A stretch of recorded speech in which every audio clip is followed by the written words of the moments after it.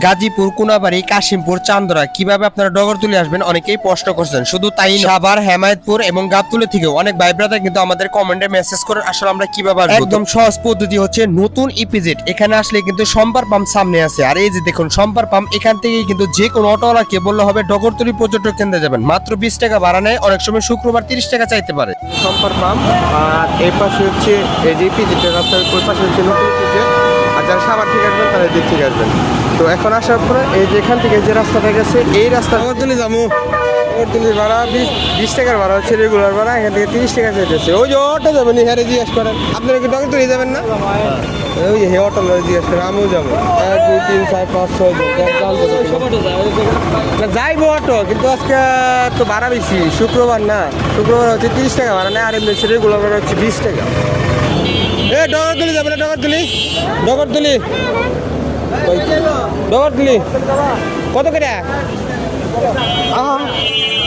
উঠেন ভাই? সবসময় ভাড়া কি 20 টাকা করে এনে নেয়?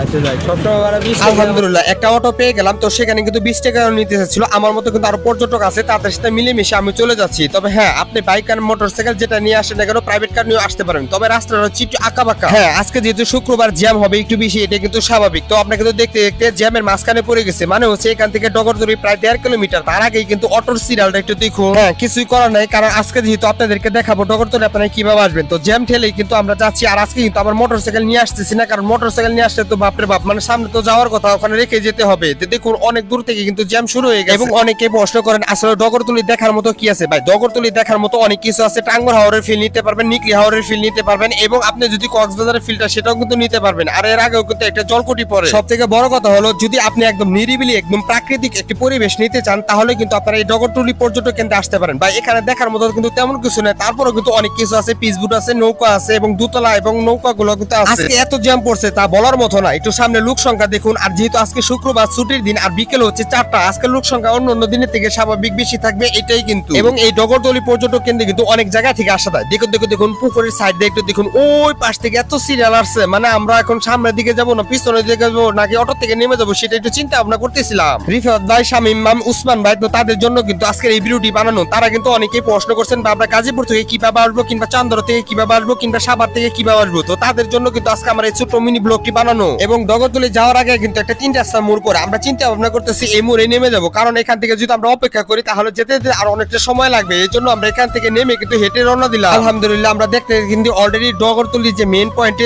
সেখানে চলে আসছি। তো এখান থেকে যদি আমরা অপেক্ষা করি যে সামনে আর অটো নিয়ে যাবো, তাহলে কিন্তু আমাদের সময় আরো অনেকটা লাগবে। তো হেঁটে কিন্তু মাত্র 1 মিনিটের মতো সময় লাগবে। তাই আমরা অলরেডি চিন্তা করলাম আমরা এখন নেমে হেঁটে যাচ্ছি। হ্যাঁ, এখন আপনি যদি মোটরসাইকেল নিয়ে আসতে পারেন, তাহলে কিন্তু এখানে প্রথমে একটি পার্কিং এর ব্যবস্থা পাবেন। আর এখানে মোটরসাইকেল পার্কিং করতে মাত্র 30 টাকা নেয়। এখানে আপনি পার্কিং করতে পারেন। সামনে কিন্তু আরেকটি পার্কিং এর জায়গা আছে। তবে যেহেতু আজকে শুক্রবার লোক সংখ্যা বেশি থাকবে, আগে আগে পার্কিং করাই ভালো। আলহামদুলিল্লাহ দেখতে দেখতে কিন্তু আমরা একদম ডগরতুলি যে চলে আসছি। আর আপনি হ্যাঁ, মোটরসাইকেল যদি পার্কিং করেন তাও করতে পারেন, আর যদি না হয় আপনি একটু সামনেও যেতে পারেন। সেখানে কিন্তু রাস্তার সাইডে মোটরসাইকেল নিয়ে দাঁড়িয়ে থাকতে পারবেন, তবে সেটা একটু রিস্কি হয়ে যায়। এবং হ্যাঁ, আজকে মজার বিষয় হচ্ছে আজকে যেহেতু শুক্রবার, আমরা কিন্তু 50 টাকার একটা রাইড করছি। তো সেই রাইডটা কিন্তু আমরা চড়ছি। তো সেটা ভিডিওটা আপনার নেক্সট ভিডিওতে দেখাবো, তাহলে আপনারা পুরোপুরি বুঝতে পারবেন। আর এখানকার মেন আকর্ষণ হচ্ছে এখানকার নৌকা। ওই পাশে কিন্তু আছে আপনি কন্ডা ক্যাফরিয়ান জোন কিংবা কন্ডা ব্রিজ, সেখানেও কিন্তু আপনি যেতে পারেন। তবে সেটার জন্য যাওয়ার জন্য একটু সামনে আপনাকে হেঁটে যেতে হবে। আর সেখানে কিন্তু 2টি ঘাট পার হতে হবে, 10-20 টাকা, তাহলে কিন্তু আপনি কন্ডা ব্রিজ পেয়ে যাবেন। আলহামদুলিল্লাহ অবশেষে আমরা ডগরতুলি পর্যটক কেন্দ্রে চলে আসলাম। এখন আপনারা যারা গাজীপুর থেকে কিংবা চান্দরা থেকে কিংবা সাভার থেকে আসতে পারেন, তাহলে তারা কিভাবে আসবেন